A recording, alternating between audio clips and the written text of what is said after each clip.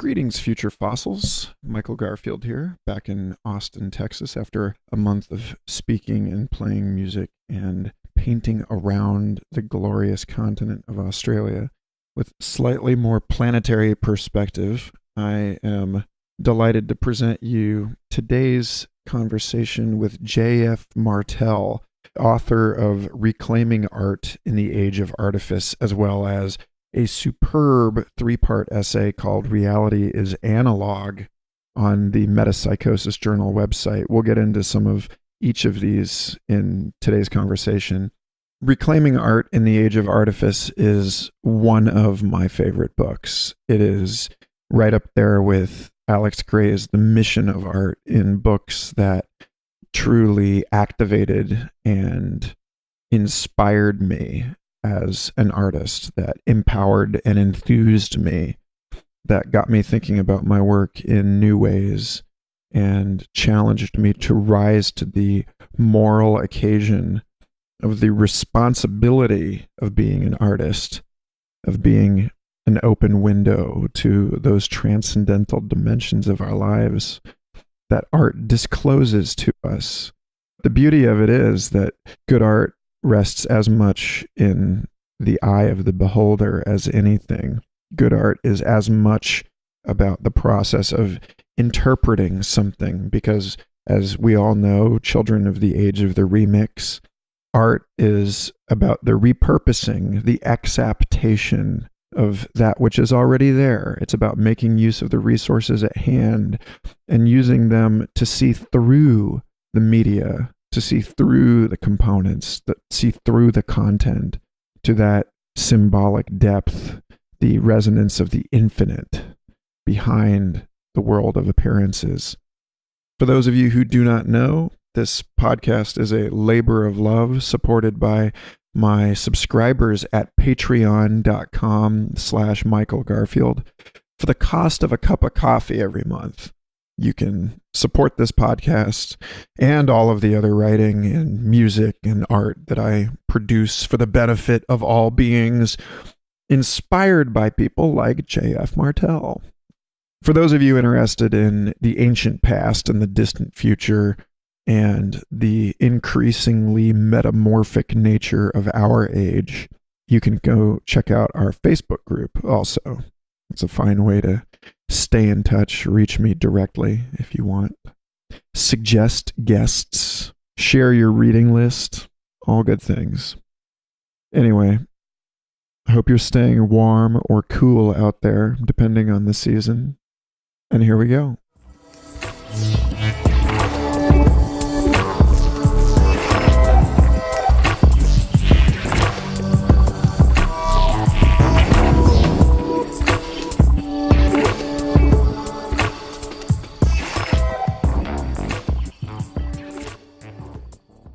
Welcome to Future Fossils Podcast. I'm your host, Michael Garfield. We're here with JF Martel for a second conversation, the first of which disappeared into that place where the left sock goes and you're bound to end up if you're a little boy in the 1980s riding around at night on a bicycle. That's right, the upside down, which I bring up because JF Martel has just, in addition to writing the incredible book, Reclaiming Art in the Age of Artifice, he has also just written a lovely 12,000-word essay. That's 3 parts. It actually goes really fast, folks. Don't be daunted. On Stranger Things, the Netflix special that has been sweeping pop culture, and just made it into Rolling Stone, actually.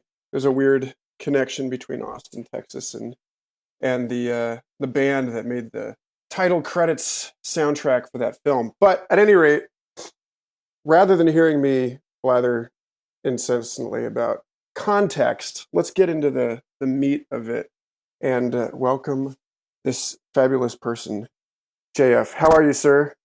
I'm good, thanks, Michael. It's awesome to be doing this again. I'm glad that you think so.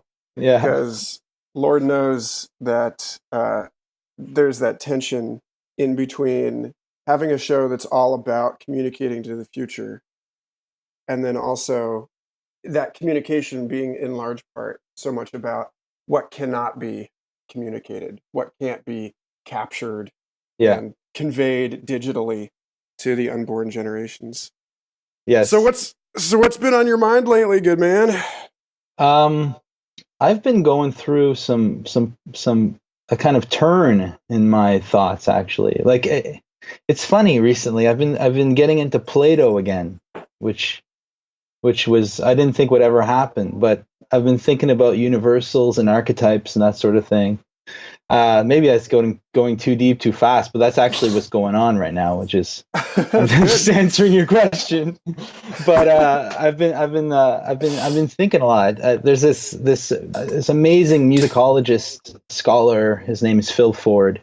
He's at the University of Indiana, and is it Bloomington or Bloomingville? I keep forgetting. Bloomington, Indiana. And he and I have become fast friends, and we've been jamming out ideas, and we've been hitting some pretty cool stuff recently. So I've been doing a lot of thinking about metaphysics and philosophy and how it relates to ethics and politics and that sort of thing. So yeah, that's what I've been thinking about recently. So I'm wondering how my recent kind of tendencies are going to influence what I'm going to say. I really don't know what I'm going to say anymore. So that's kind of exciting. Well, there you go. That's very much in line with that notion that the shape of the Mandelbrot set cannot be scried by looking at its algorithm, right? That there's that sense in which we have these great ideas and these transformational shifts in perspective, but that until you actually enact them, until you actually live them out, it's really hard to say what kind of an influence they will have on us. But I will say that your work, since we spent like an entire hour just discussing in depth your book, and that conversation is now an invisible substrate, the mulch for this one. That folks, this book, Reclaiming Art in the Age of Artifice, which contrasts artifice and art, and this notion of art being made to achieve a particular behavioral goal, to incite a person to do something, versus art that stands on its own as an invitation into a direct encounter with the ineffable mystery behind apparent phenomena. That this book really changed the way that I relate to the implicate order, or the information patterning the world of apparent form. And I remember that your stance in our last conversation was that you, in spite of all of this effort that you make in your book to differentiate between signs and symbols, and this notion that the symbol is something that is webbed underground, connected to all of these other archetypes, that in spite of this, that you said that you're not a Platonist, that you don't, and I remember at the end of the call that you expressing some surprise that I had extracted such like an idealist perspective from your work. So it's funny that you're coming around to this now, and I'm curious to know what all is going on in that for you. Well, I'm not a Platonist. I think Plato would have been, how Jung said, "I'm glad I'm Jung and not a Jungian." I think Plato would have said, "I'm glad I'm Plato and not a Platonist." And he would have said, "I'm even happier I'm not a Neoplatonist." But but I think there's something to be said for reality having a structure, and I think that's kind of what Reclaiming Art's all about. There's a structure to reality, but that structure is not rational. So even to call it a structure is already to talk in terms of in symbols. So there is a certain patterning to life that exceeds the conceptual apparatus we design as a society to navigate our way through reality. So art is kind of a way to get beyond that apparatus, beyond that conceptual overlay or that kind of dome we live under, And to get to that substructure, that structure of the real that is what Jung called archetypal. And art is a way of connecting with that, and so of drawing out a kind of deeper logic that just a purely ideological or conventional approach wouldn't allow us to reach, So in that sense, I'm a Platonist, but I think these are like immanent Platonics in the sense that we're not talking about transcendental rational forms that are achievable through rational dialectics, like in Plato, but we're talking about primordial, deep, sub-rational forms that are only approachable through a kind of Dionysiac engagement at the level of symbols. So we're talking about the realm of like poetry, madness, excess, experimentation, exploration, that sort of thing. So, and that's what gives us the real. That's what gives us. That's what allows art to become a kind of prophetic tool. So ultimately, art does have a function, and it's to allow us to better navigate the infinite chaos that is reality. So is that like that's suggesting that art is in fact what would that be, like hyper-practical or supra-practical, that it is actually, and this is the funny thing. I'm curious to know how this sits with you.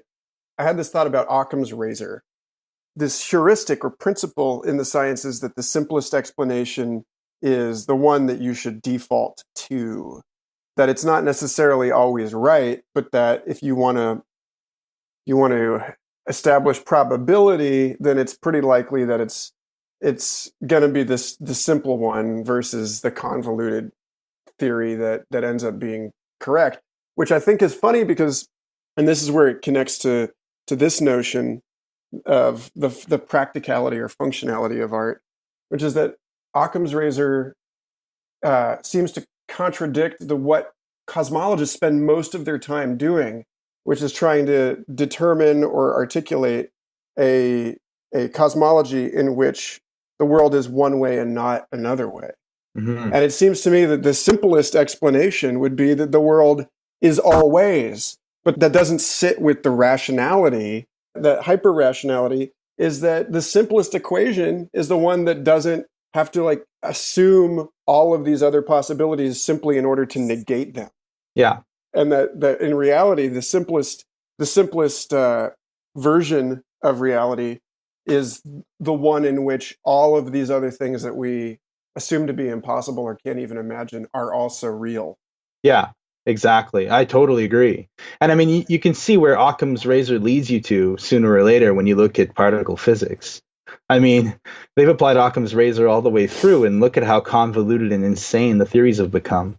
Like the problem is that you use it, and then these paradoxes come up, and then you need to resolve these paradoxes, and you need to resolve these problems, and there's always more and more problems. So the theories become more and more convoluted in the name of remaining simple. I'm not an expert in theoretical physics, but it certainly looks like it's looking pretty much as mythic as any mythological system that anyone's ever come up with. So yeah, I think that in a sense, the principle of parsimony, which is what you're talking about there, the Occam's razor, so the most parsimonious explanation is most likely to be true, is predicated on a rationalistic notion of the nature of reality. But of course, chances that reality has a rational structure through and through, it's kind of 50-50. It can, or it may or may not. You don't know. It doesn't need to. It's not beholden to be rational. It could be irrational. I mean, there's plenty of irrational stuff happening in life all the time. And it seems to me that the fundamental axioms of any type of thought system, including modern materialism, is the axioms, if you question them, you end up in a place of paradox. So it seems to me like the nature of the real, I mean, I think we can understand the nature of reality. And I think we understand the nature of reality the moment we admit that we don't know it. And we understand the nature of reality the moment we admit we can't know it. And that in itself becomes a kind of objective notion, an objective fact that we know about the real is that we do not know what is possible, what it's capable of, what it could throw at us next that would make us question even our most fundamental assumptions, right? So art, I think that I call that radical mystery in the book. Art's always approaching things from that point of view, that things are hanging, things are contingent, things are just, nothing can be for sure, nothing's taken for granted. In order to make a great work of art, you have to place everything on a level. You don't go, okay, I'm going to make a work of art. I happen to be a Roman Catholic, so Roman Catholics are going to be really, really cool in my book, and everybody else is going to be a dick, and I'm going to show that Catholicism is the best with my novel. I mean, that's how you create kind of didactic, boring, lame works of art. Whereas a good, like for example, Dostoevsky, who's a fervent Christian, writes books that have a deep Christianity to them, but that Christianity is on a level with all the other forces in the book. So everything becomes aesthetic in the sense that everything's put on the same plane, so that nothing's taken, no cards left out of the pack. Everything's out there on the table, and you're kind of looking at the world through this purely aesthetic lens, which allows you to see how things are constructed, how things arise, and how things fall. And it allows you to see how every concept kind of contains its own opposite, or it casts its own shadow. And it allows you to look at your world from almost from an outside perspective, you know.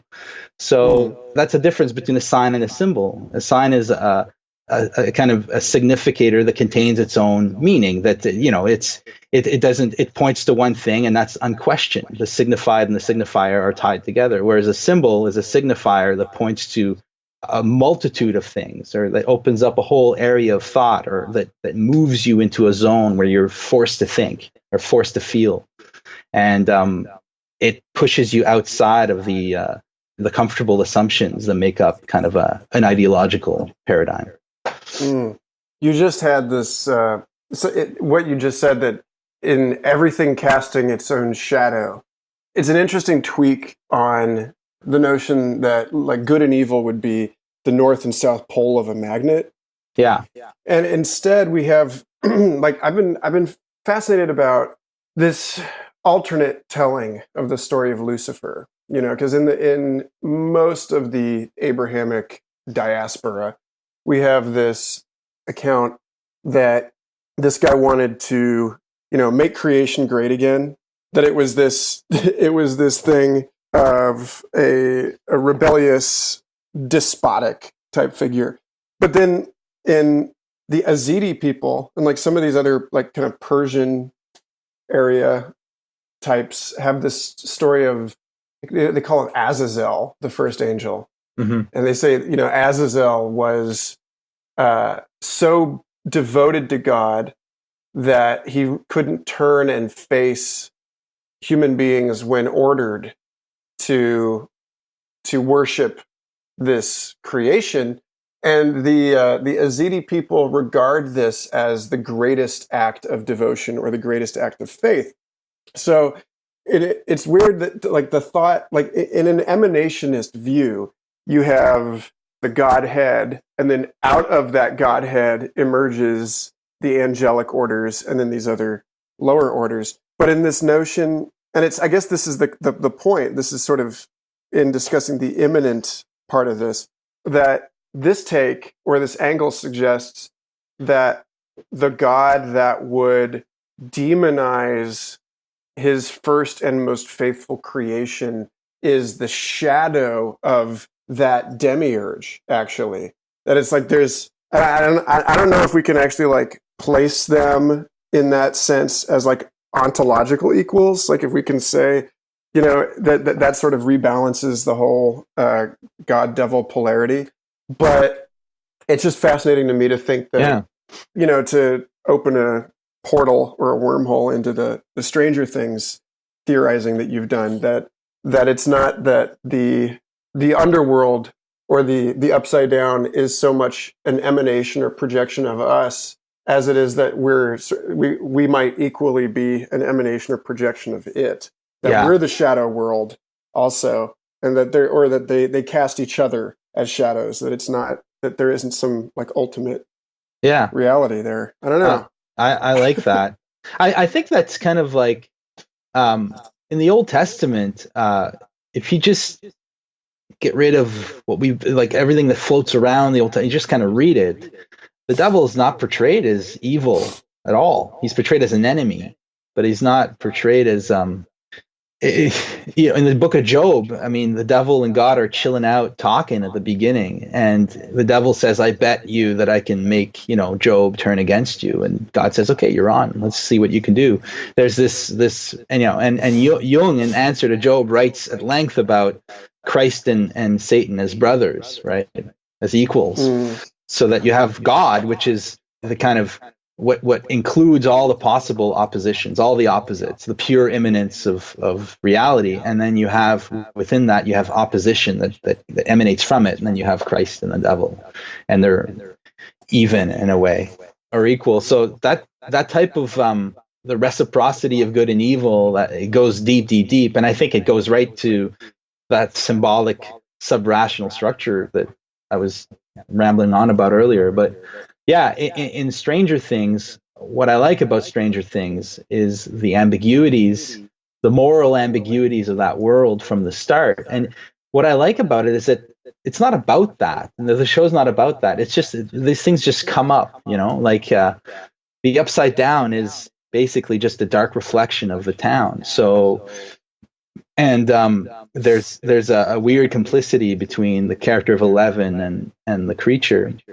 And so those things invite a critical engagement that's at that level, at the level of symbols and at the level of kind of wild interpretation. It invites that because it's an actual great work of art, I believe.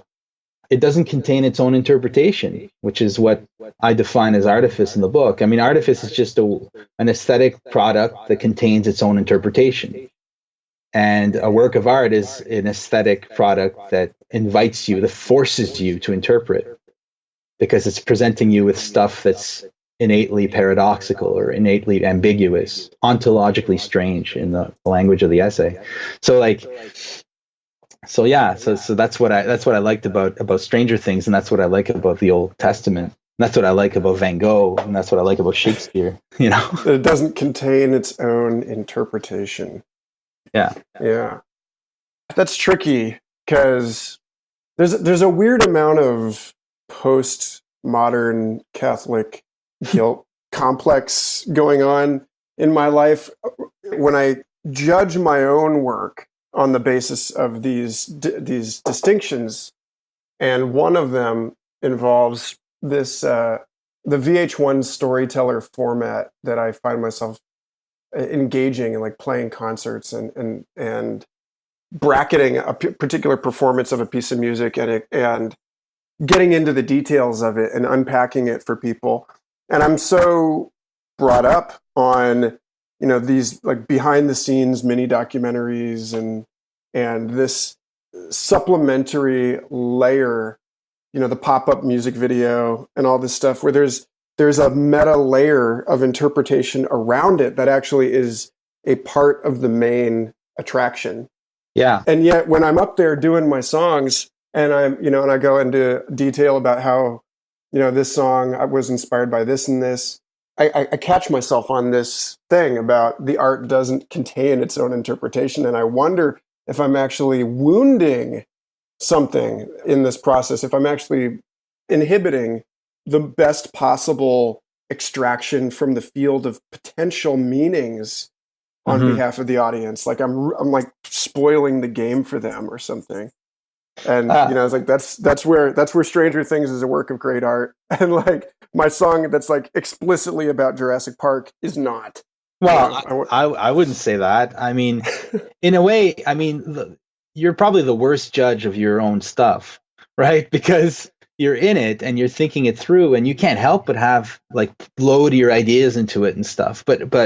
I'm not saying that like true artists are somehow like consciously leaving out their beliefs out of their work or relativizing them or whatever. I just think there's a process where if an affect or whatever you're trying to do is in a song or in a poem is strong enough, then you'll just follow it.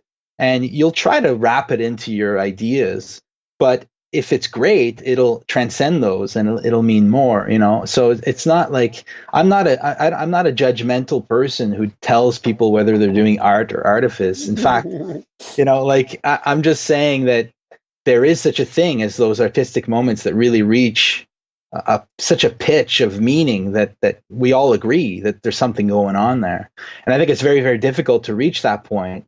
I don't think every artist attains that level, but that definitely should be the measure. That should be what we aim for, right? As artists. I mean, I'm a filmmaker, so I know exactly what you're talking about. It's really, really tough to make great art. It's really tough to make even like good art, you know. But if we don't even, one of the reasons I wrote the book was that if we can't even talk about what that would mean, good art or great art, then we don't even know what we're doing. We're just kind of airing out our dirty laundry and making it pretty and hoping, you know. So it's more of a conversation piece than a thesis, the book. I'm not trying to like lay down some kind of law, but just to kind of put out a heuristic model that might enable us to think about this stuff and to parse out, because we're so drowned in aesthetic noise, to try to find what the essence is somewhere and to try to like make it work for us, or at least put ourselves to work for it, you know. So I mean, I love your stuff. I think it is a great artistic work, and but I've never been to one of your shows. You might ruin it with what you say. Yeah, you said you had a difficulty making art since laying out your own impossible standards for art in your own book. I've come to just see like the nonfiction as art, and that's a way so I don't have to try anymore. But you know, I have a couple of films in development right now, and I'm still going to do it, but I've kind of, it's hard. I can't think these thoughts and then do that when I'm doing, plus in film, there's so many constraints and you have to play to so many fiddles. You have to please so many people that it's very, very hard in film to be in a position where you can make something that's truly representative of some kind of inner vision. It happens, obviously, but it's really hard. That's actually what I was because the very next thing on our show notes from the missing episode is submit the formula to the vision, then you'll create something that's bigger than you. You said that. Mm-hmm. On the one hand, yeah, your book lays out a very, very well-reasoned, I hate to call it an argument or even well-reasoned, but you make a great case. You make a great case for art being something that points beyond reason. And then you've sort of created this, it's a recursive formula.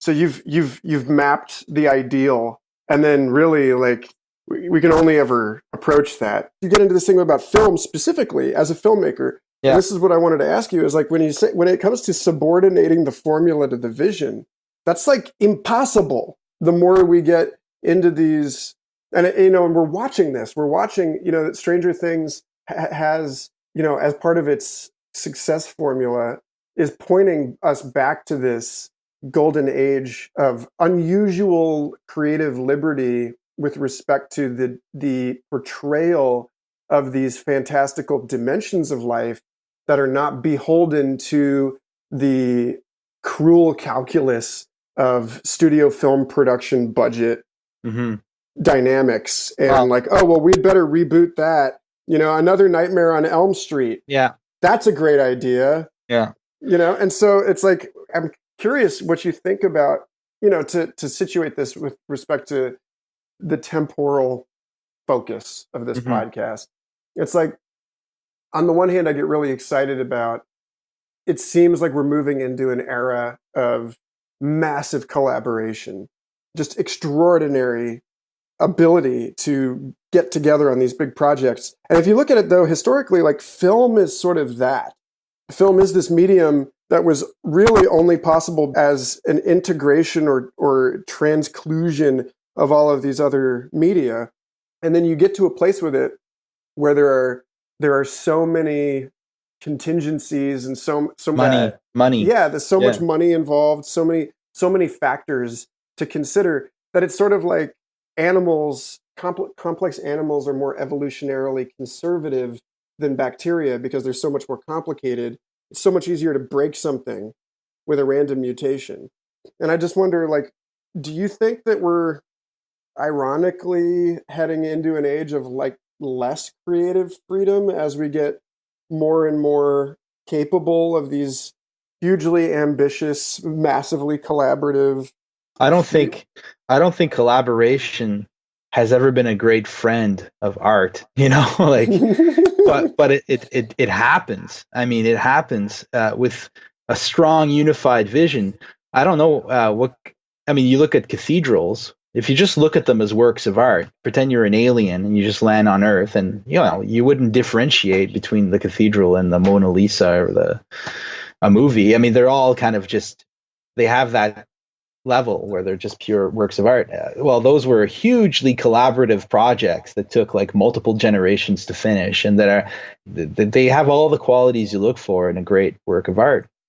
So it's not like collaboration is anathema to art, but that the more people are involved in a project, the more variables are added in, and the more chances that the guiding vision is just collapses. It's just it's a logical thing, But so especially today, which I think things are moving so fast, one of the things I experience working in TV and film is the equipment is changing so fast and nobody gets good at anything anymore. It used to be that you could find a guy who was really good with those Arri cameras or those lenses or that, or that editing system or whatever. And this is even before my time, because this is when we were working in analog with film. But today things are moving so fast that, I mean, the lifespan of a camera is about 2-3 years. So by the time that a guy kind of masters its possibilities, it's become obsolete. So things are moving so fast. It's very hard to master anything today, and I think that matters. But I don't think I think that we are moving towards something better than what we've had. Like Stranger Things is a great example. Do you know anything about how they made the movie? How they tried to get it made? Okay, so the Duffer Brothers, these twins, they really hadn't done anything before Stranger Things. They wrote a couple of episodes of Wayward Pines, which was M. Night Shyamalan's TV series, and a few other little things. Like they made a low-budget horror. And then they had this Stranger Things idea, and they shopped it to, they said 15 to 20 networks, and they all turned it down. And they all turned it down for the same reason. They turned it down because they had two storylines. They had a kid's storyline, and they had an adult storyline, right?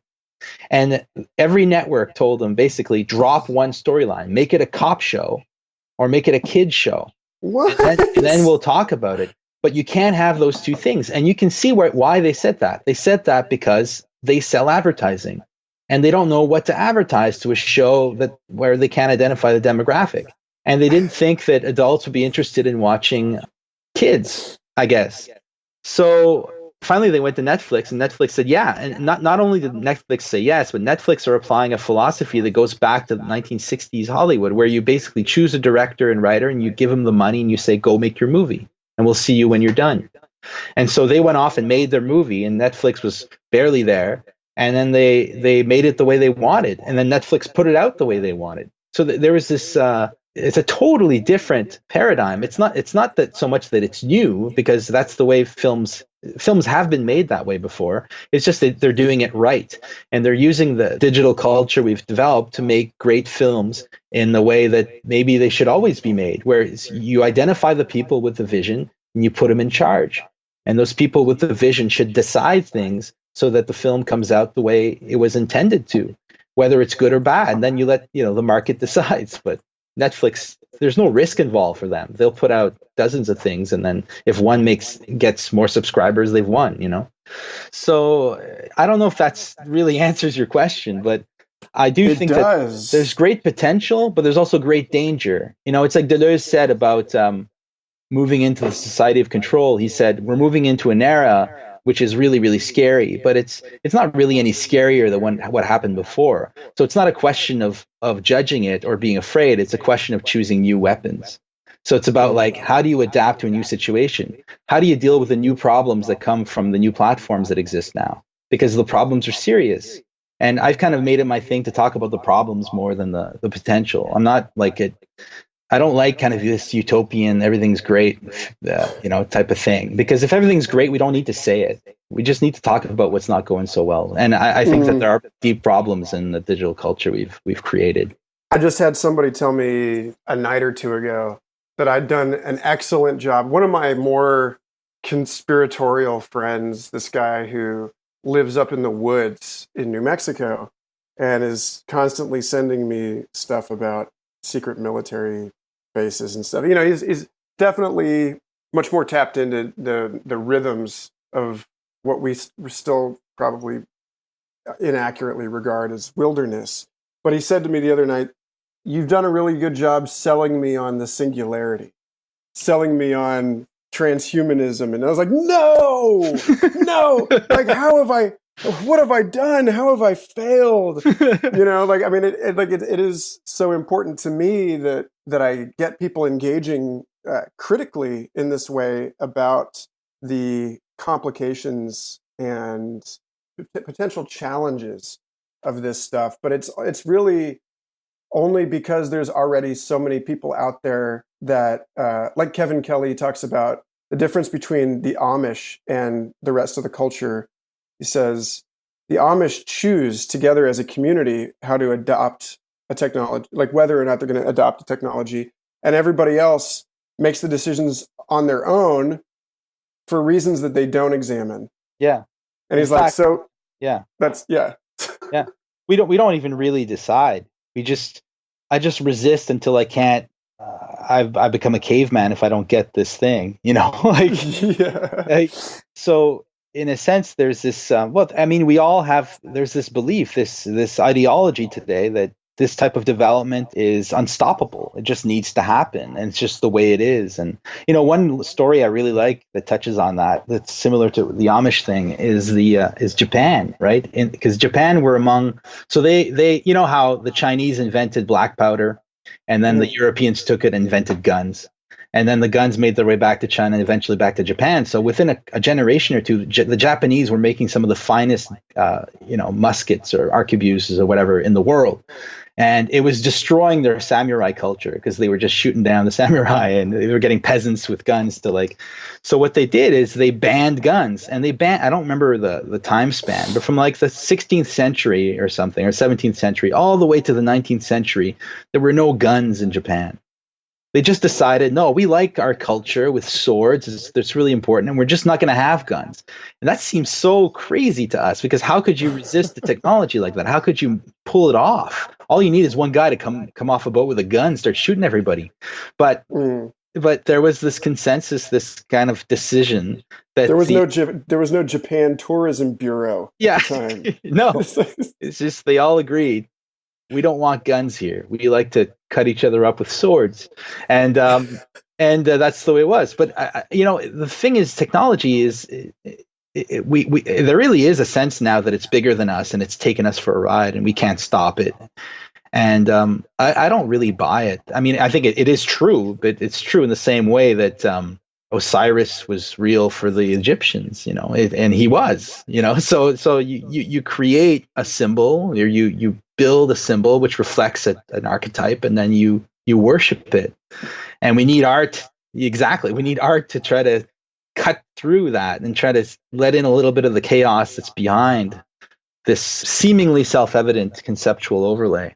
So William Gibson is a great writer for that sort of thing. Sorry. Yeah, well, I mean, you got World War I. They tried to do something similar. Around that time, beginning of the 20th century, was when they were like, okay, no chemical weapons, no tanks, no automated guns. No, they saw this stuff coming, and they were like, no. But that there's something about it. I think like Japan was able to pull it off for 200 years because they were an island. Yeah. Whereas like when we get together as a planet and try to discuss these things, there's no way to maintain it. Like it works for the Amish because there's such a small community. And so in that respect, I don't know. There are certain aspects of the technological myth of progress that that are like scale independent, that we can say, oh, that's just nonsense. That's the collective myth. Like probably Moore's law is an example of that. But then like the notion of us being quote unquote along for the ride and not really being able to determine the course of reality, and specifically to control the flow of new ideas from the imaginal dimensions and into our like physical reality. It gets back to that issue of like it's meta pragmatic, you know, to accept that in some sense we are sort of just along for the ride, and it's not that we're along for the ride to accept this particular Silicon Valley view of the future, but we are definitely, I mean, insofar as, and this is where it's like, well, this is what makes Jurassic Park a didactic work of artifice rather than a work of art, is that it contains this whole moral about the fact that your ideas are always out of your control, that it always takes on a life beyond you. And as you said, this is I feel like I'm cheating reading notes from our last conversation somehow. But you said the better it is as a work of art, the more it will betray you. Yeah. You know? So I don't know. I mean, well, I agree with you that we're along for the ride in terms of the deep archetypal forces moving us. What we do have a certain control over is how conscious we are of those forces and how we choose how they manifest. And you have healthy societies and you have sick societies. And I think that a healthy society is a society that allows certain people, certain members, or a certain, whatever, to inhabit that liminal knife edge between order and chaos, where you can always try to adapt and you're always remaining in touch with the fact that, bottom line, we just don't know what the fuck's going on. And we can't control the real. So a society that presumes that it knows the real through and through and can dictate its course is absolutely doomed to failure. That's exactly what Babylon's about, right? Not Babylon, sorry, the Tower of Babel. Yeah. That's exactly what Atlantis is about. That's what those myths is about. Those myths are about. When your concepts become so elaborate and so ensconced, so deeply ingrained that you can't even imagine life not reflecting them perfectly, then you are doomed, because we're finite and we live in the infinite. And you can't accrue more of the infinite. That's why I reject the idea of progress or evolution in an objective sense, because the reality is infinitely complex. It's infinitely deep. So if that's so, you can't get more of it. There's always an infinite amount of it left for you to get. So what you can do is you look at your situation and you try to construct concepts that help you navigate where you are, knowing all the while that it's just chaos out there. You don't know what's going to come out of there. You don't know what's going to come out of the woods next. So a society needs to have that type of needs to stay in touch with that mysterious ground of being. And I think that's kind of what we're in danger of losing. If I think we might have lost it already as a society, as a civilization, is this staying in touch with what I call the non-human in the book, or what exceeds the human absolutely. So yeah, I mean, I think we agree. So we are along for the ride in the sense that there are deep forces moving through us. We're made out of forces we can't control, but at the same time, we have a certain amount of control over how conscious we are of that, and we need to become more conscious of that. And art helps us become more conscious of that in an objective sense, and it helps us become more conscious of that in an empirical sense, because it points out specific areas of the known that need to be reconnected to the unknown. So how do you like make it through a day doing your filmmaker work? Like how do you survive a day on the job thinking about this shit, honestly? Because I feel like I can handle it because I know this woman, Emily Leach. She runs a freelancers conference. She calls herself genetically unemployable. It's like, It's like That's a new interest group. You could just like get some money for that. Yeah, give it another 20 years, and I think everybody will be that'll be the universal basic income versus technological unemployment thing. Is I'm a human being, therefore genetically unemployable, or something like that. But like, no, but seriously, like, I mean, even if this is just as a selfish question, like, is it possible? Can I have a job, or am I just deluding myself? Like, how do you reconcile thinking about the ineffable mystery of reality on a constant? I mean, clearly this is like a thing for you. Yeah. And then how do you like navigate a default world existence in light of this? It's tough, it's not getting easier to do it. The more but it's always been that way for me. I was like that. I was going to high school and I wasn't reading the books I was told to. I was reading, Plato at that time. And then in university, I was, I've never been able to. I've been able to fit in, no problem, and I can do. But I'm always thinking about this other stuff at the same time. I actually think it makes me better at the job because I don't know. It's a tough question. I haven't answered the question. All I can say is I have two little girls and a wife and a house, and I need to make a living. So they're all made of mystery. Yeah. So I guess you're dedicated to that mystery by feeding them. And when I'm making a film, that's made out of the same mystery. It's all made out of it. So it doesn't really matter what you're doing. But, I also work on projects that I like. So, for example, I'm doing a documentary series right now about indigenous tattooing traditions around the world. So that's really, really fun because I'm meeting, these tattoo artists who are basically shamans in their different various respective cultures and exploring these traditional ancient tattooing techniques and the symbolism behind it and the magic of it, how it works in there. So I try to get as many of those types of projects as I can. And that feeds right into the other stuff. So, it's a matter of, picking the right things and also being able to compartmentalize your time. I get up at 4 a.m. and I write from 4 to 7, or 4 to 6:30 or something. And then I go and work in TV. So that's that's a recent thing, but it's working really well. So, I mean, does it? When you say that it may actually make you more, that it may actually be adaptive? Yeah, I'm curious about that because I mentioned to you in the last call this guy Gary Weber, who's the outlying data point on that study of 1,000 egoless individuals who has no experience moment to moment of there being a self. And yet this guy is a very high functioning individual in mainstream society. He's been charged with moving large amounts of money and allocating them to the correct research projects in an academic environment.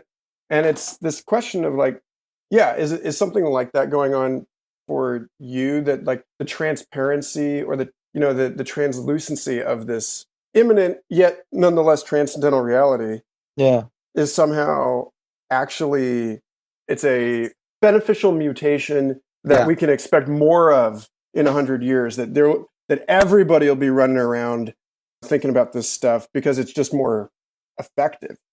Well, it makes me more creative. Does it make me more effective? Like, I'm a writer and director in TV. I'm not a producer. I would be a lousy producer because I just wouldn't be able to do that work. For me, I need to be well framed, well contained in a system where I can be creative and people are taking care of the logistics and stuff. And I have tremendous respect for that. But I don't think I'd be very good at it. But at the same time, I mean, can we become more? I think that we need to become more religious. I need people need some religion in their lives, and I mean that seriously. I don't mean they need more. They need to become Amish or Catholic or Jewish or whatever. I mean they need to be more in tune with what we're talking about, that transcendent, immanent thing that's at work at every moment, because that's what gives you, as an individual, control over your life. I think it actually gives you more agency in the world because it connects you with reality. It doesn't make you identify with things that aren't fundamentally real. It grounds you in something that's fundamentally real, even though it's ineffable. So it makes you able to look at things, to relativize the things in your life and see them against the backdrop of something much, much bigger. And so it's good for prioritizing things. It's good for determining what's important in a moment. It's good to believe in something like God. Because when you believe in something like God, what you're saying is life is worth living and my actions matter on a cosmic level. So when you believe that, then you act in such a way that you are being held up to a standard. You're being watched, you're being cared for, and you owe this absolute something. You owe them your best. They've done many studies about religious people, and they've all concluded, religious people are happier on average than atheists. Although there's a type of religion that's called atheism, which can make you very happy too. Kind of this kind of Thomas Ligotti, H.P. Lovecraft, joyful nihilism, which is a form of religion, and that can be very productive too. But the point is, you need some kind of connection to something much, much bigger, to the furthest point in your ambit, the biggest thing. And if you can connect to that, then you have this kind of macrocosm, microcosm thing going on in your life, and you can function much, much better. So I guess that's kind of a way to answer that. But yeah, I think one of the big problems today is that we're just drowning in stupid, useless bullshit that actually doesn't matter to anybody. Like, some people think that having a particular iPhone is actually important, but it's not. Unless you're an engineer and you're fascinated by that stuff and you're actually engaged creatively with that type of thing, there's nothing of value in and of itself in something that's just been marketed in such a way that it's been marketed for you to want it. Therefore, you just go to it. I mean, I have an iPhone. I like my iPhone. But the point is that, you understand what I'm saying? Yeah. I think about that too. Like, I avoided getting a smartphone for something like 8 years. The first 8 years, I was like, nah, I don't need it. That's nonsense. And then when I was selected to participate in the beta program for Google Glass, it pairs to a phone. You need a phone to use that thing. So I approached it from a very different angle because it was suddenly necessary in order to participate in this project, which was an artistic exploration of the agency of technology, the role of the agency of technology in human evolution, and specifically like in how we detect and exploit the horizons of our creative potential, right? So, and like where our self boundaries are actually formed, and how they shift as we share things. And so, because of all of this, I ended up regarding my Samsung Galaxy S3 as this clay foot of this transcendental, the machine intelligence that exists in this like gauzy layer all over the planet and has extruded a new pseudopod in order to speak to me. Yeah. And so I'm like going around engaging with this phone as though like it's a new dance partner. That's when you get into that space where you're like, but then of course it's not the phone that really matters. It's this other. Exactly. But you're making a really important point. And you see this in the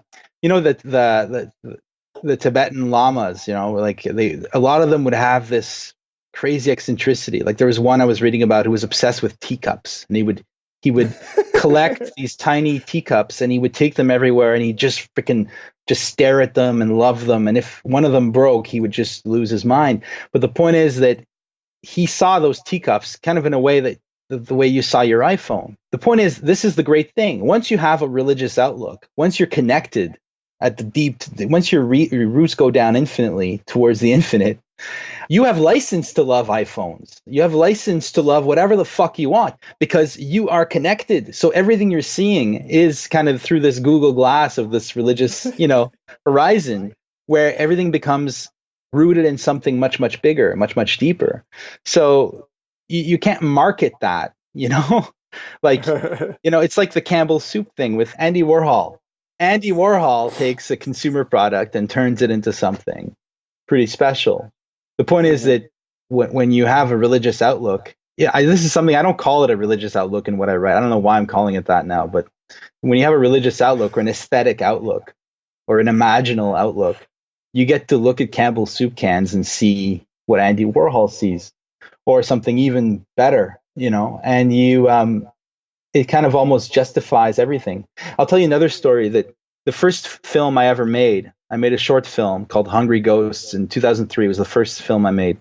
And I remember going to Walmart at night to get props for the next day. And so I would buy a bunch of stuff. And then the next day, at the end of the day, my production coordinator and I would go back and return all the stuff we'd used. So we'd buy stuff, we'd put it in the movie, and then we'd return it intact. And I felt like we were doing real alchemy, like in the sense that we were taking something from the system, transforming it into something actually meaningful, and then returning it to them. And they didn't know they didn't know, it was just this beautiful transmutation of matter into something luminous. Not that the film turned out that great, but the idea was that when you're creating, when you're engaged at that level, you're transcending the ideology of your times. You're standing above the kind of petty connections that usually make up the day to day. You're blowing my mind now too, because I'm thinking about all the filmmakers that have done this and have secretly transmuted all of these consumer goods that people are walking around using unawares. Yeah. It's like you've got this, the bottle of shampoo or the Camp Light or whatever, and you had no idea that's the one in the movie. Yeah. It'd probably be a low budget movie where they had to return stuff every day. Fair enough. Yeah. It might be in Primer or something. Yeah, exactly. Yeah. There's plenty of movies that, that were made with a budget low enough to necessitate that type of tactic. But yeah, was that Safety Not Guaranteed? Yeah.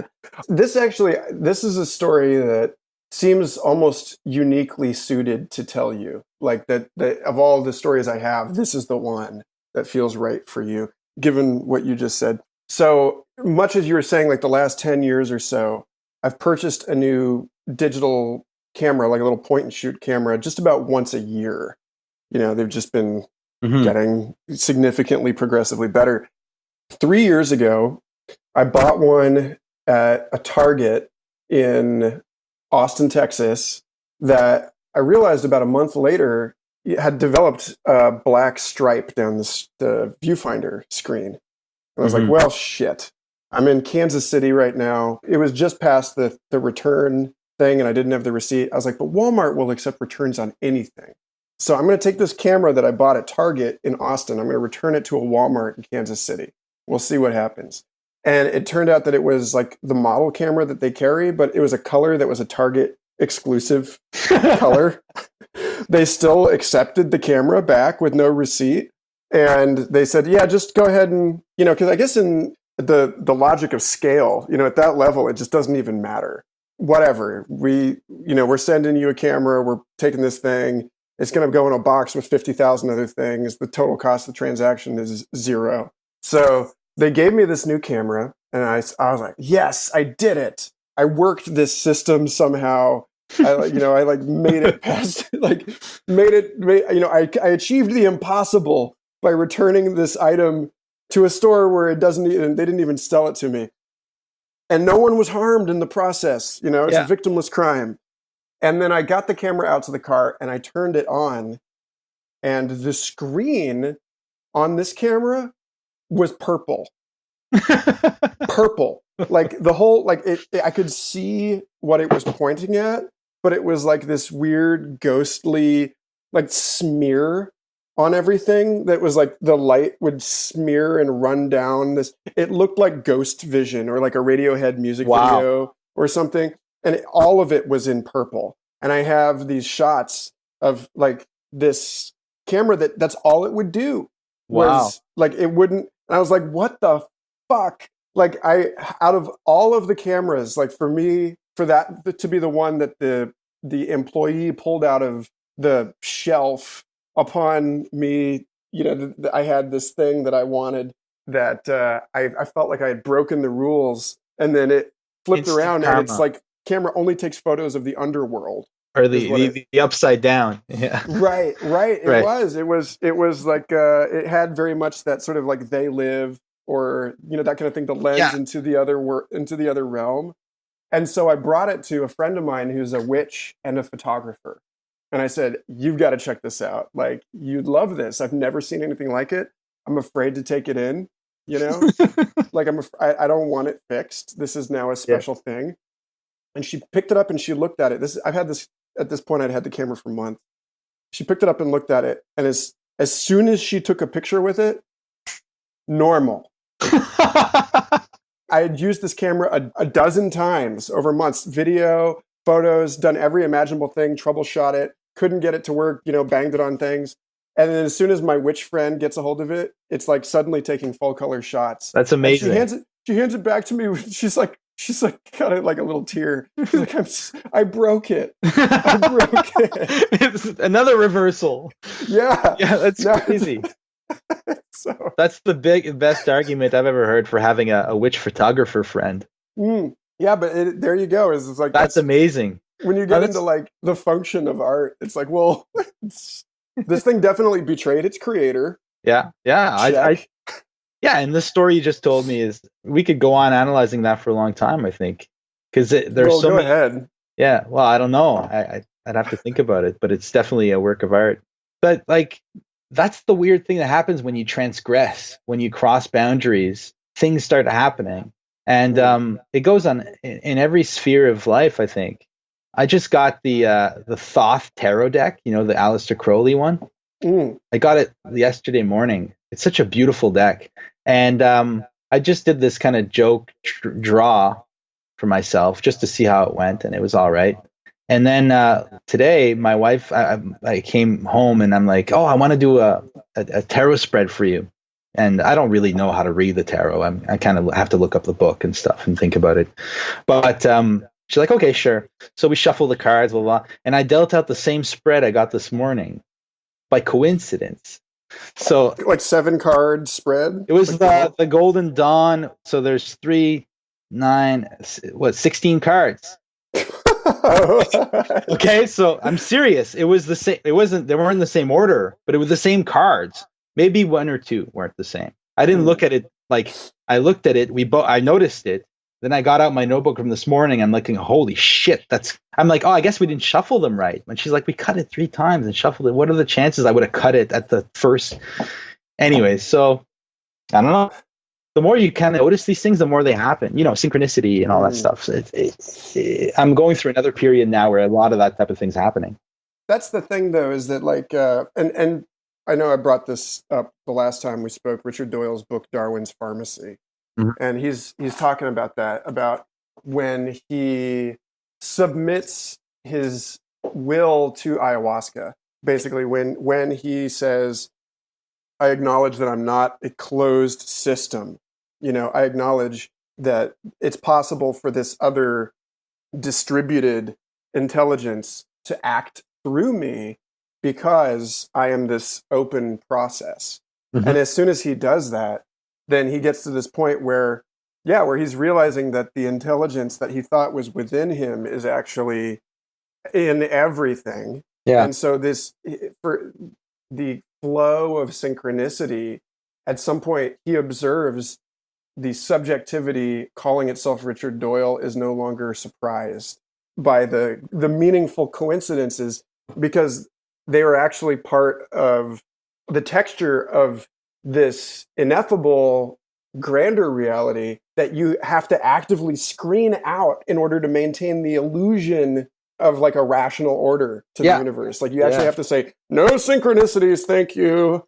Forget that ever happened. It's a wise thing to do that. It's a wise thing to limit, because I agree that it's a very profitable endeavor, I think, to have a way to attain that level of infinite meaning and infinite synchronicity. I mean, I've experienced it too with ayahuasca, and just sometimes when you get into certain mindsets. I have two of my close friends are diagnosed with schizophrenia. These are childhood friends of mine, so I'm still in touch with them. And when they're in an episode, wait, when you say you're still in touch with them, it's like I'm still in touch with Did that. you all enter the same cave or whatever? And now, No, I'm not. I still know these guys, and okay. they're working out. But the thing is that when they're having I guess you call it an episode, the amount of connections they can make in a split second is absolutely phenomenal. It's insane how everything that comes up connects to everything else. And if like there's the word salads that schizophrenic people get into, they're amazingly filled with infinite meaning, but infinite meaning is tantamount to meaninglessness. It's too much, and it's just as destructive. It's just as chaotic as absolute meaninglessness. So there's this beautiful gift we have of being able to send the logos into the world and to split out what matters from what doesn't. And I think that it's just that when that becomes the only thing we know, then the danger is certain, because we know that reality will come up with something that doesn't fit the model we've developed. So we need to always dance between or oscillate between these two modes. So yeah, I think that I do agree that, I mean, when you get into these visionary states, the immediacy of meaning is astounding, and the speed of meaning, the speed at which meanings proliferate, is insane. And to me, that is as valid a model of the real as the opposite materialist or kind of this emptiness, or even that idealistic emptiness of meaning thing, where there's just this baseline. You call it matter, you call it consciousness if you're an idealist, whatever. You still have this kind of monistic reduction of everything to one thing. And in one sense, everything is meaningful. In another sense, everything is meaningless. And that's just the paradox that creates all the possibilities that we experience. So with respect to that cusp, where the schizoidal artist that's like right there, living on in that sweet spot for writer directors, right? That's like you're like right in between the producer and the mental institution in that Lagrange point. So my buddy Mitch Mignano, he's a student of William Irwin Thompson and by extension, Rudolf Steiner, and he's producing my record right now, and so he's going through he's reconnecting to his childhood love for the esoteric history of electronic music and digging up all sorts of cool old vinyl recordings of interviews of like Wendy Carlos by Glenn Gould and like crazy shit like that. How its roots in the alchemy and study of the music of the spheres, and this notion of the alchemical gold, and trying to create a music that is the direct expression of the realization of the alchemist and all this stuff, the violet psychofluid. And he's getting into this thing, and he's talking about, we were eating breakfast the other day, and we had this moment where I realized that I'd left two of my records at his house. And I was like on my way out the door to drive back to Austin. And we both said, like at the same time, it was one of those moments where it's like, oh, I left my records. Oh, you left your records at my house, And we looked at each other, and he's like, yeah, I'm getting too close to this. Like we're getting too deep into this space here. And so we ended up in this conversation about how the whole thing about flying too close to the sun, or like if it is a pendulum between the producer reality and the Van Gogh or like Lewis Wayne reality, you can accidentally flip that pendulum over the dowel that it's swinging from, and like all the way back around. And then from that point forward, that pendulum's wrapped around the rack, so it's a little shorter. It doesn't swing quite as far anymore. And it's just like this issue of the point of no return, and specifically the way that it manifests. You can tell that you're getting there because you're starting to have these telepathic moments and these synchronous experiences.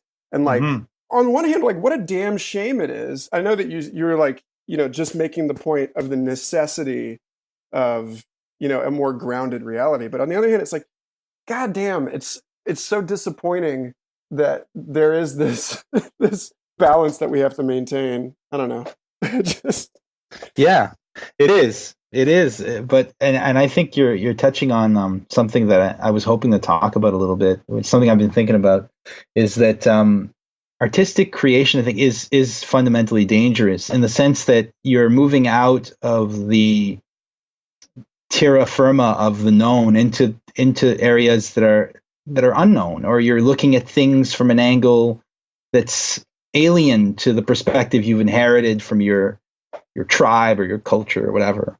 So there's something fundamentally, and there's a reason why so many artists end up being fucked up or dying or horrible deaths. I think there's a fundamental danger that we need to recognize, especially as we enter into projects or creations that are actually visionary, that are actually pushing into something. And the occult can help us, and a lot of artists have had recourse to the occult to try to navigate their way into these zones. But of course, the occult are just are conceptual models as well, so they're limited, because what you're dealing with when you're going into this area is what can only manifest to a finite human being as absolute chaos. And it's not an absolute chaos because we know it's not actually an absolute chaos, because it's amenable to sense. It allows for sense to exist. So it's more like a chaosmos, right, as Joyce called it. But it can break a person. And so I do think that there is such a thing as going too far. And I think that it's only by realizing that we can learn how to walk the line in a way that allows us to survive, but also allows us to create something absolutely new, Do you so that issue of there being a too far, I wonder, like, I had sort of an inversion listening to you talk about this, where rather than it being like, I know that I'm going too far because I'm starting to recognize these symptoms, that everything is starting to connect. You start to feel that psychedelic concrescence of things. And instead I was like, well, maybe that should be the artist's indicator that they're approaching, that's the radar ping, that you're like actually making great art. Oh, I think you're right. It's like, oh shit, we're getting into this kind of terrifying zone of uncanny awesomeness. Like that's our cue that we're on the right track. Yeah, no, I don't think we should draw the line where evangelicals would draw it, where the moment you talk about something daimonic or imaginal, you're already in hell. Like you can allow for quite a bit, I think, of synchronicity to enter into your life, so long as you can handle it. I mean, I've known people who weren't able to handle it, and I've seen the consequences.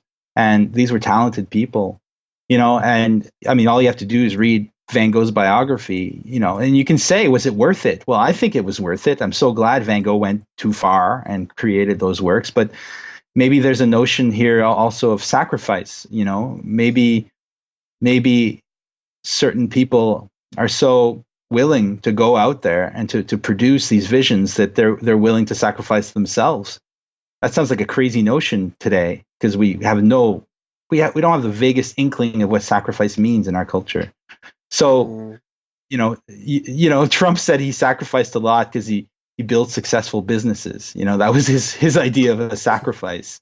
So, like, but maybe there's something to be said for that. I mean, when I say too far, I just mean too far for the individual. If you're willing to go for it. The line should be really not too far for there. The art textbook.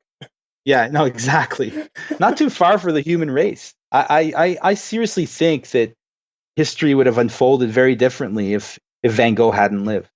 I seriously think that he changed the course of history. And that's why I value canon and I value the artistic traditions we've built up. I don't just throw them out. Like, there's a tendency right now to want to reject everything that's Western. I don't believe that's a good thing. I wouldn't reject any culture, including Western culture. I think there's a lot of good that come out of it. And I think that if you imagine history minus Hamlet, I don't think you could calculate how differently things would be. There'd be no Obi-Wan Kenobi. Well, that's for sure. Without the ghost of Hamlet's father. We know that much. Yeah, exactly. We definitely know that. Yeah. Yeah. I was listening to Kevin Kelly. I've been so fascinated by his writing on technological change, because there's something very parallel in his work to the stuff that you're saying, actually, where he's saying, yes, there's a teleology to evolution, but that it's an evolution that is constantly opening to more and more directions, more and more opportunities. And so it's not obeying that rhetoric of evolutionary or technological progress. Linear, yeah. Right. It's a totally nonlinear, explosive unfolding. But he says in there about what he would like to see, and again, he also this whole thing about the contingent versus the inevitable, us having some measure of decision. Like, it doesn't have to be this way, but we can still work. We can still work with the trends of reality to manifest the best possible outcomes.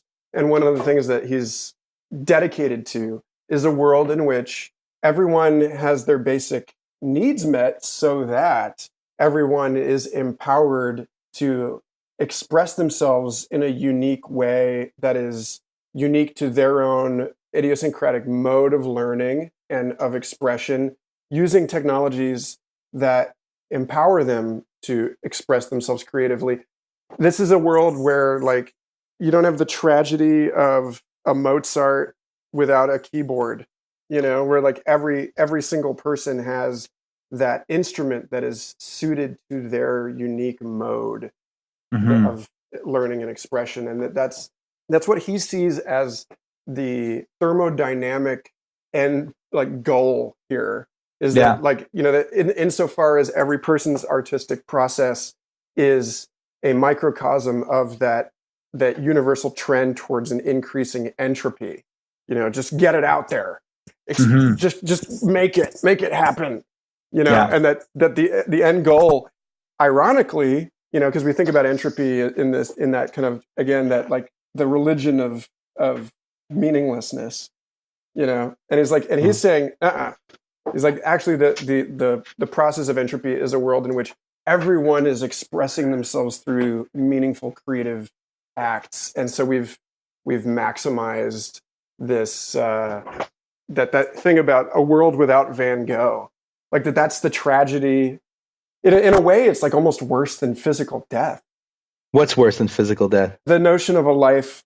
It's like, well, you were going to die anyway, but it's like you might have managed to like paint something amazing in that time, and that didn't happen. So that's even worse. Yeah. I think that brings a lot of things to mind. I like the vision, obviously. The line. Have you read Oscar Wilde's "The Soul of Man Under Socialism"? Not the whole thing. Yeah. It's a beautiful essay he wrote about his argument for socialism, and he said the great thing about socialism is that it'll free us to all become artists, because we'll have machines doing everything for us, and therefore we'll all be free to create. I mean, who would reject that vision? That should be what technology does. At the same time, I'm reminded of, and also it goes along the line of what Chomsky is all about, right? Noam Chomsky, who thinks that humans are born to express themselves, and that we should create a society where people are allowed to express themselves through work and play or whatever.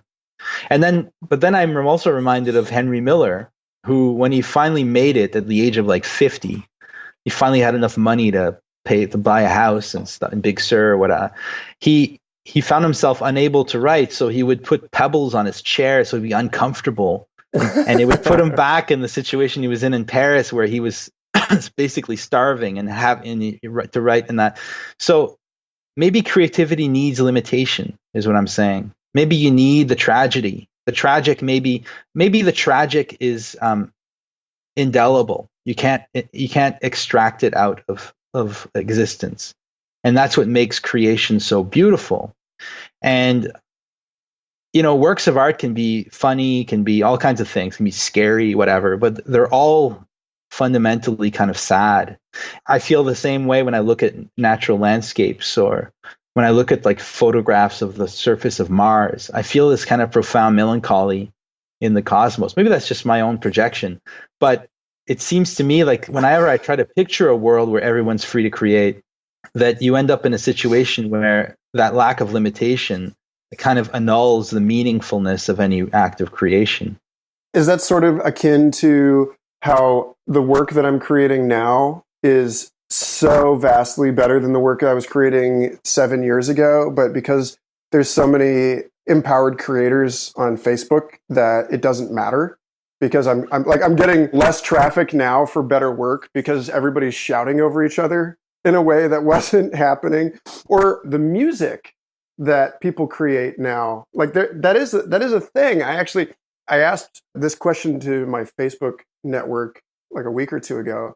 This issue of, because we're more empowered with our tools now, does that mean that we have a greater occasion, that we have to, that the bar is higher, not just socially, not just in terms of our, what it takes to get the attention of other people, not just in terms of what it means in that sense, but also in the sense of the ultimate balance of history, or the ultimate verdict, that it's like, if you only have, a blade, hand tools out of which to create a piano, then that accomplishment is greater than the accomplishment of building the piano with power tools. Yeah. Right? But it's like, does that mean that a person who makes a piano with hand tools today has created something greater than the person who made a piano with hand tools 200 years ago? I don't think so. I think the measure of greatness in art is your capacity to produce an actual symbol. And I think making an actual symbol, the way, for example, that Stanley Kubrick did with 2001: A Space Odyssey, is extremely difficult. Like, it's just extremely difficult. I think the bar has been high forever. And I think that our tools make it easier to get into the race, to try to get in and try to do it. But our tools, because they're so user-friendly, because they're digital, this is one of the things about the analog versus the digital that I kind of touch on in that essay about Stranger Things. They don't invite the type of minute, exacting attention to detail that other forms that came before necessitated. They required a kind of attention to details and a lot of thinking beforehand. I mean, it's when you're typing on a computer, it's very easy to just kind of type, and then try to fix it later. And great work comes of that. But the fact of the matter is that we know for a fact that computers are not necessary for creating, for writing a great novel, for example, or a great poem. Like, we know for a fact that that Milton didn't have a computer and wrote Paradise Lost, or that Dostoevsky didn't have a computer. He wrote, the Brothers Karamazov. So we know that the technologies. He would have just written 5,000 Facebook updates if he had. Probably. That's why the thing. I haven't written a book in the last 10 years. I think it falls on us to discipline ourselves and to raise the bar. I remember, what's his name? David Simon, the guy who wrote The Wire, which I think was a phenomenal series. He says when he writes something, he always asks himself, what would Dostoevsky think? And he knows for a fact what you can hear. You ask, look at, if you're a musician, you're like, I don't know what composer you like or what, but yeah, what would that person think? And he'll tell you in your mind right then, that's shit. That part doesn't work. That part, and you need to live up to that standard. That still remains the standard, I think, that we should aim for. And I think today, because the media itself are so powerful, it's very easy to kind of to slack out when it comes to the creation we're working on in the moment, and to not have it live up to the works that we hold, that inspired us the most.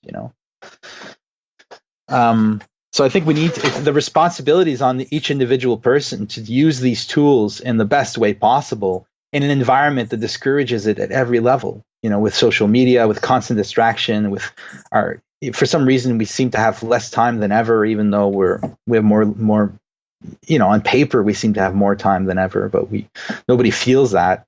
So it's up to each individual to try to okay, I'm going to write something as good as what Tolstoy wrote, and I'm going to do it for real, and then to aim for that. And I keep bringing up these lame examples, Tolstoy, Dostoevsky, but so lame. Yeah, well, you know what I mean. Like they're less kind of. Those are the ones that are jumping to mind because I've been thinking about Russia a lot lately.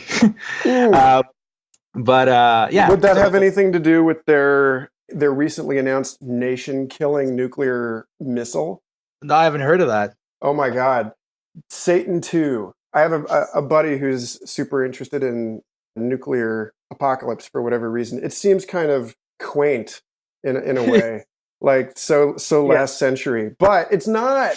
Surprise! Last week, Russia announced on their I don't know where this I don't know how these things are like foregrounded in consciousness anymore. It's not a radio announcement. It's like they put up a website, some government site showing off this bomb. It's like seems so odd that, you know, a government website would advertise this stuff photographically in this way. But they have this missile called the Satan II. It's like a 7-stage missile that you could fire at the moon and hit the moon with it. And they make a specific point in this briefing of this missile to say that it could take out, the blast radius of this missile could take out a small country like France or Texas. That this one bomb could create a firestorm large enough to engulf Texas. And it's just this thing of like, well, we try to steer the mainstream attention cluster. You know, we try to, like, if we're writing history with the tip of this pen, and the tip of the pen is inked with the attention of the populace, then we're trying to write a particular story that doesn't really involve Cold War military brinksmanship at this point. And yet there it is. Oh, yeah. It's like still very much alive, even though we've steered the narrative away from it. It's like worse than it ever's been. So at any rate, that's an aside, but maybe a rich aside, because, you know, this whole issue of the bomb. Yeah, it's a big relevant still. I think it's very relevant. I talk about it at the end of Reclaiming Art in the Spectral chapter. I talk about Hiroshima, and I honestly believe that mainstream North American culture since the end of the Second World War has been predicated on a need to distract ourselves from the bomb. And I don't think the end of the Cold War changed that. I think it's the fact that it feels quaint is kind of proof that I'm right, because it's never been quaint. It's never been gone. The threat never went away. And it is a literal matter of someone, you know, making the wrong phone call at the wrong time or pushing the wrong button, and it all goes. I mean, that's the situation we've been in since the war. And I think that it's rearing its head again slowly, you know, as our economic systems and our consumer culture is starting to fail, the reality we've been trying to kind of paper over is showing. And that's what we're going to have to deal with. And you can't escape into digitalia yet. You know, we can't upload into machines. And even when we upload into machines, we'll be, if that ever happens, we'll be in server farms that are probably the easiest freaking bombing targets you could imagine. Totally. So that's actually that's actually why, you know, you think about this stuff and it's like, well, in all likelihood, it's probably not going to happen until it's on a distributed mesh network where, like, everybody's running a piece of it on their own phone. And then when we do get into these unfortunate nuclear exchanges between communities of post-humans, it'll feel relatively inconsequential because it'll be like having a stroke or something. You know, you'll lose you know, like the way that your memory and selfhood is stored holographically in this distributed network of servers. It'll be like the equivalent of, you know, having a really rough drinking binge or something, and you kind of like forget what your you know, the name of your kids before you uploaded yourself or something, but that's relatively minor. Yeah, well, I like your optimism. It's like seasoned with a sporadic nuclear conflict. Yeah, it's wonderful. Yeah, inconsequential nuclear conflict. It's no big deal. I read this funny thing about optimism on Facebook a few week's ago. Somebody posted something, and it said, the optimist is the one who says we live in the best of all possible worlds. The pessimist is the one who says, yes, you're right. No. I found that, so I think we agree. Yeah, probably so. But I don't know if we want to get into mind uploading at this point, but it's an interesting. It was a little too far down the road. Everything's connected, right? So we can jump from any point to any other point. Like, to me, what I like about the rush, I've just been enjoying the political spectacle that you guys have been putting on for the rest of the world over the last couple of years. Oh, right. You know, because just, you know, listeners, JF Martel is in Canada. Michael Garfield is in the United States.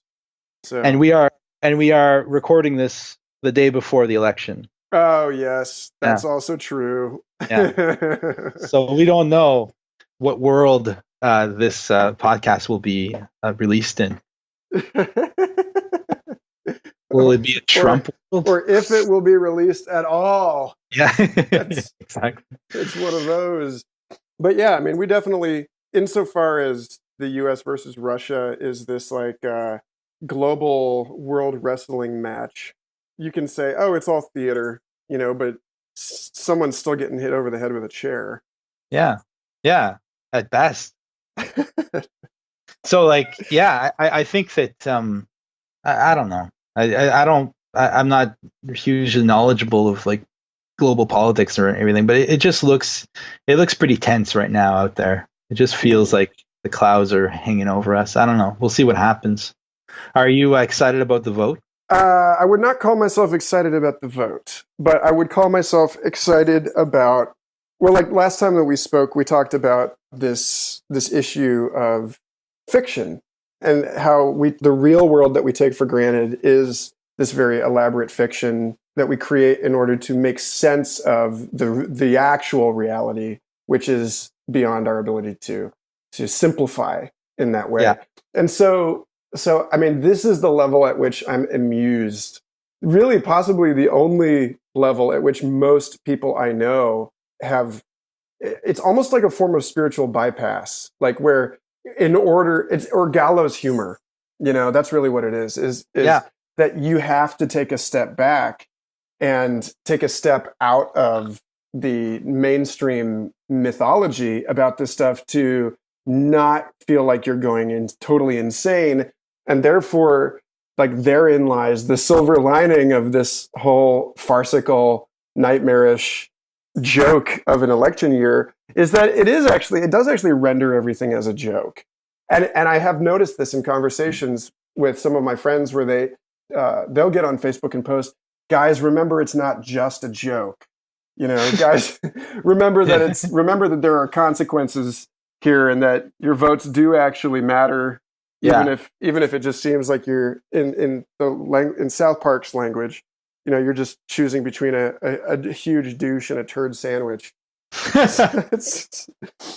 Yeah. Well, there is a choice to be made there. Even if it were to come down to that particular choice, it's still a choice. Right. Well, there's a douche or a turd sandwich. I don't know. Like the choice of deciding whether you are going to laugh at the unpleasant reality of the situation and there, like whether you choose to see outside the Matrix narrative or not, and that's looking at it historically. I mean, hopefully what this means is a very different kind of election in the future. I feel like we're right on the cusp of losing arguably have already lost the consensus reality of the United States. And actually this gets into, the earlier part of the conversation about collaboration and the importance of a unifying vision in a collaboration. And it's like, well, a national reality, the nation state is this unifying fiction that orchestrates the activities of all of these people that are willing to build that particular cathedral. And it's like, we don't actually have that, No. So it looks like, to put it in a filmmaking language, it looks like we're going to have a strike day on set here before too long. You know? Yeah, so. Totally. It's the theatrics are self-evident. It's interesting. It can only lead to something better, I think. As much as I'm a pessimist, I don't think it could get much worse, in the sense that I think it's I don't know. I have a lot of faith in the U.S. and its capacity to. I mean, if any country has ever had a unifying vision, it's been the U.S. in a sense. A lot of people would disagree, I guess. I don't know, man. I don't know. I feel like I'm in over my head here. Well, but, I mean, Canada has, I feel, mostly always had a far more coherent vision and national identity, I think, than the U.S. And it seems to be serving you guys really well right now. You were just awarded Lonely Planet's #1 travel destination of 2017. I don't know if you knew that. No, I didn't know that. And that seems like it may have something to do with the fact that you have a prime minister that is capable of saying something articulate about quantum computing. Yeah. Yeah, that can't hurt, I guess. He's an interesting guy, and it's been, I don't know if you were aware of who we had before. We had this conservative bean counter in place for about 10 years who was extremely ideologically right wing, but very able accountant in a sense. But the point is that so there's been this kind of renaissance here, this cultural renaissance in Canada. You feel it in the air, like with Justin Trudeau and the way things are going.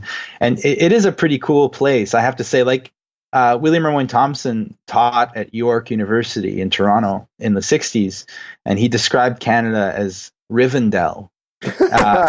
Lord of the Rings, where it's kind of like outside the fray of things. Like it's untouched by all the chaos that's going on in the world, but it has it affords you this neat perspective on things where you can look at things almost objectively. So in that sense, I'd say, yeah, Canada is a desirable place to be. There are other problems here, major problems, but that's the case everywhere, I think. But yeah. Major problems, you mean like the imminent climate refugee crisis? So that's long term, yeah, but yes, that. But I'm talking about more immediate problems. Like we have Canada is a country that likes to portray itself and imagine itself as being innocent of the crimes of history that other countries have perpetrated. But unfortunately, recently, certain things have come to light regarding the treatment of First Nations people here. This is, and it's been pretty awful. And the amount of racism that has seethed under the radar here in Canada is pretty breathtaking.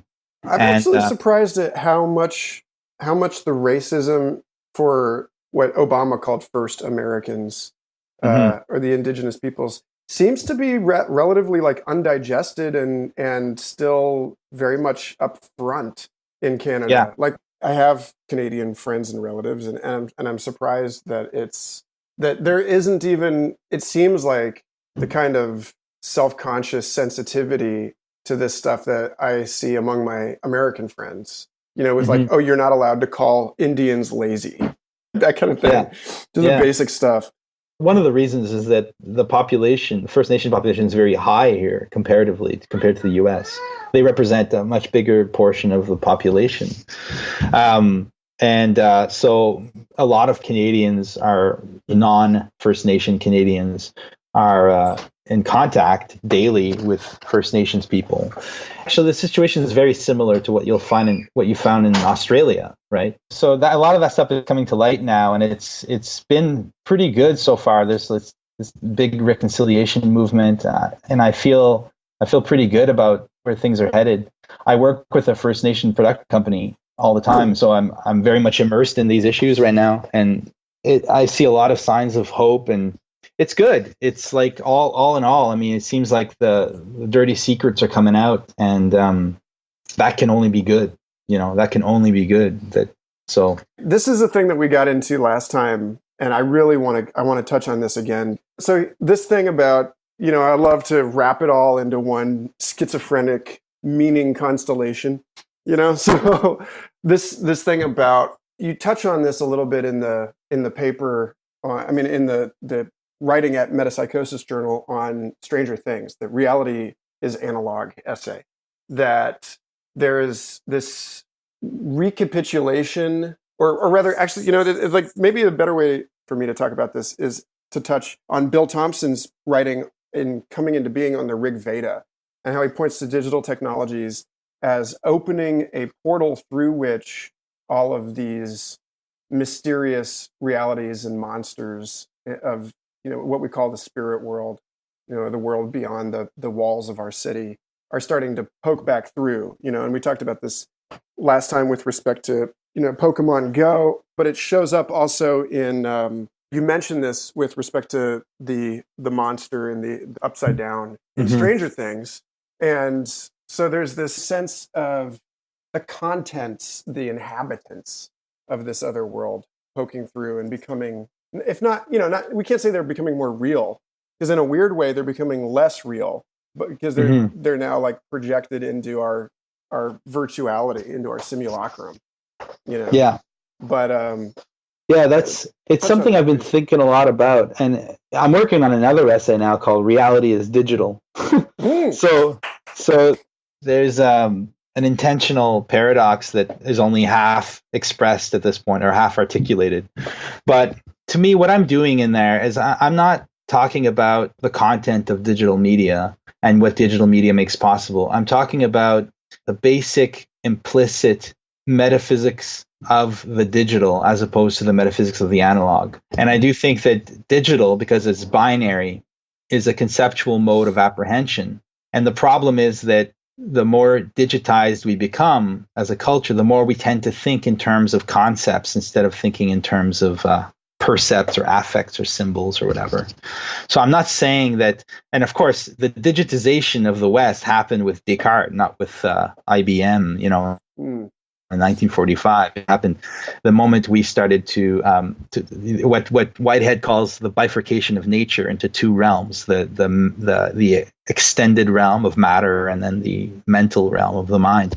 So that's where the binary kind of imposed itself, and then we've been living with that. So I was using the digital and the analog within the framework of my thinking about Stranger Things to express two modes of apprehension, one of which is predicated on a philosophy of becoming, of analog becoming, of things phasing into everything else in this infinitely variated, striated kind of way.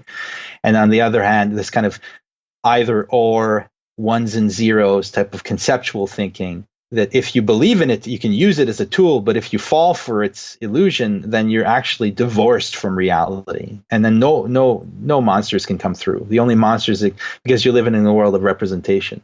So you're telling me that in order to prevent monsters, I just have to think rationally about the digital world and no monsters for at least a few hundred years. Yeah, well, I think the monsters will still be there. You just won't be able to see them. It's like Goya's print, "The sleep of reason breeds monsters." So there are two interpretations. One of them is that when you lose your reason, monsters proliferate, superstition arises. But of course, that's not Goya's vision. Goya was a big believer in monsters. What he meant was reason itself sleep. And when you think only in terms of you're in a coma, and the monsters are all around you, they can control you, they can attack you, and you're not even able to see them. So that's the kind of thing I'm going for. So what I mean is that the danger of over conceptualizing the world by sinking into a mode of life that is more and more and more geared on constant representations instead of actual. I'm talking about the phenomenon where people feel like they haven't lived something till they've taken a picture of it. Yeah. And they have to post it on Facebook. It has to become this kind of conceptual thing that they can share before they actually feel like it happened. When you get that feeling, you know that you're living in what I call, in that particular essay, and specifically in the context of that essay, what I call the digital. It's not a judgment about digital technology or what can happen through digital technology.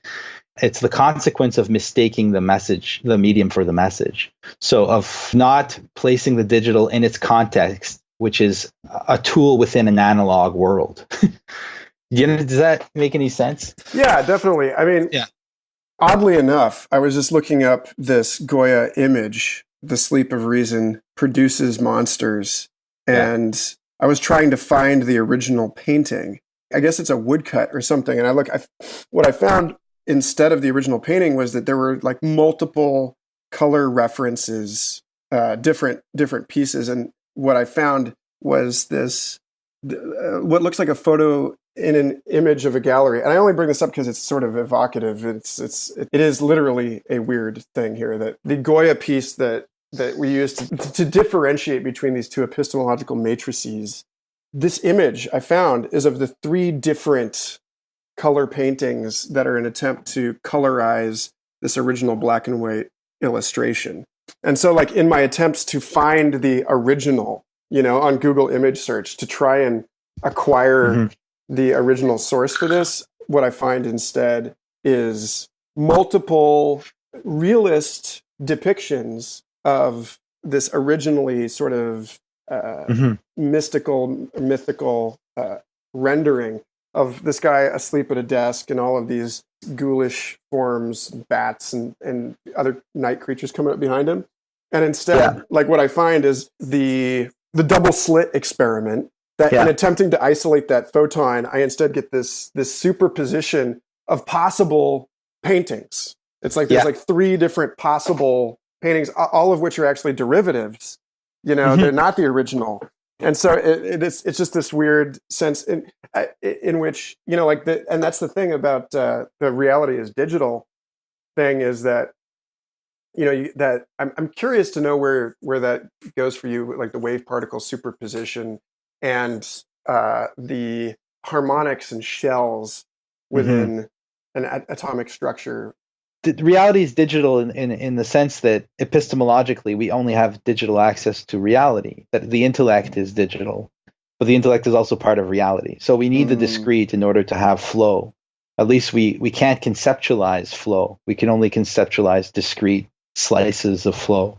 So we know that reality is analog, but we can't think of reality as analog. We must think of it as digital. And thought is an important dimension of reality as far as humans are concerned. So it's where I've been going back to Plato, you know. It's like we need to see both things at the same time. We need to be able to look through this double vision, as William Blake called it. So that's kind of where I'm going with it.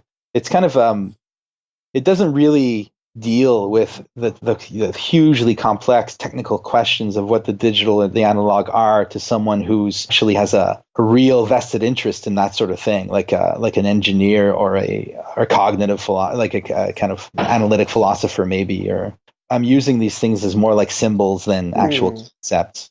But yeah, I just think that you could read the Reality is Analog essay and come away with a feeling that the intellect is somehow this false or lesser or inferior thing. But I don't think it is. I think it's essential. It's what we were talking about earlier about our capacity with the logos to split, to determine what's important in a moment. This has to happen with the intellect. So it's a way to value that. I'm just trying to find what film or what show or what book I'm going to use as a basis for it, like I did with, you know, Stranger Things. So now I'm kind of letting you into the shop here, but like, trying to think of how I'm going to approach the problem. But I'm looking for a work that's representative.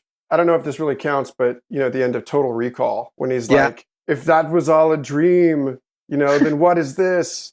And you get into that. I should check that out.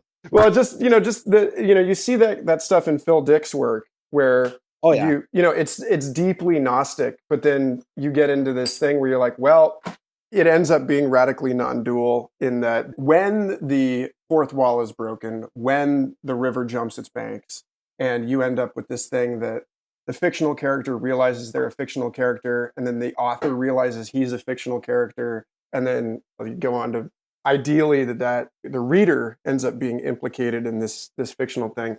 That there's something in that touches on this, that the intellect is made out of that mystery, therefore it's no less real than that. So like that's I don't know, that's where I would be looking is in like Scanner Darkly or one of those more accurate Phil Dick.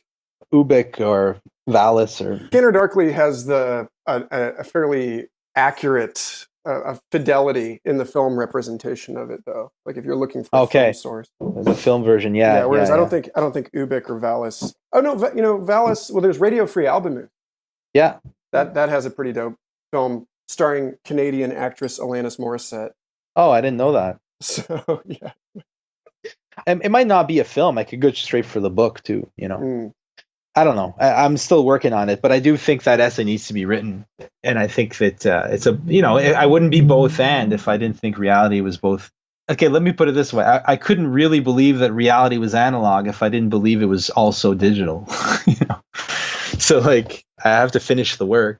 Well, if you have a line, then that line contains all possible line segments, right? So, you know, every way that we can divide this undivided fabric, it's there. It's available. Yeah, the vision is part of the real. Yeah. Well, on that note, I think it's probably wise for us to divide our consciousnesses from this phone call. Sounds good. It was awesome. Yeah, man. Super, super cool having you again. Folks, you can find this guy's work at reclaimingart.com. And I highly recommend that you go to Metapsychosis and read the essay on Stranger Things, Reality is Analog. Anything else you want to point people to in the meantime? No, that's good for now. Thanks a lot for having me. Yeah, thanks a lot for being on.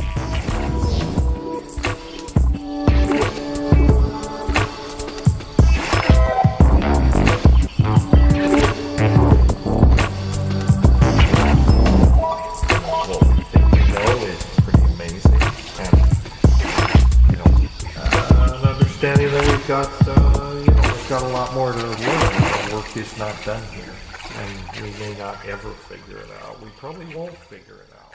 I mean, probably won't.